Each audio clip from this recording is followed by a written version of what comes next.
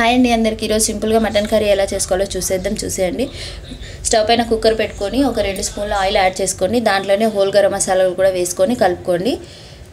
ఇందులో పచ్చిమిర్చి కరివేపాకు వేసుకున్న తర్వాత కట్ చేసి పెట్టుకున్న ఆనియన్స్ కూడా యాడ్ చేసుకొని అవి కొంచెం గోల్డెన్ బ్రౌన్ కలర్ వచ్చిన తర్వాత దాంట్లో అల్లం వెల్లుల్లి పేస్ట్ కూడా వేసుకొని దాన్ని కొంచెం ఫ్రై చేయనివ్వాలి.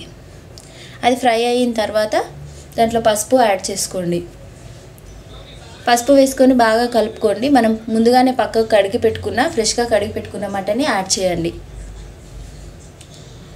మటన్ యాడ్ చేసి దాంట్లో ఉప్పు కారం వేసుకొని పుదీనాను కూడా వేసుకోండి. పుదీనా ఇలా మధ్యలో వేయడం వల్ల ఫ్లేవర్ బాగుంటుంది. మంచిగా మిక్స్ చేసుకొని కట్ చేసి పెట్టుకున్న టమాటాలని యాడ్ చేసుకొని ఒక 2 మినిట్స్ మూత పెట్టి మగ్గనివ్వండి. ఉప్పు కారం బాగా ఉడుకుతుంది.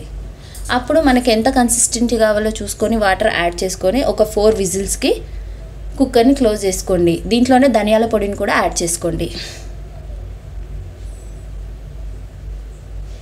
కుక్కర్ విజిల్స్ అయిపోయిన తర్వాత మంచిగా మిక్స్ చేసుకొని మటన్ని పీస్ ఉడికిందా లేదా చెక్ చేసుకోండి. మీకు పీస్ సరిగ్గా ఉడికింది అనిపిస్తే దీంట్లో మటన్ మసాలా కొత్తిమీర యాడ్ చేసుకోండి.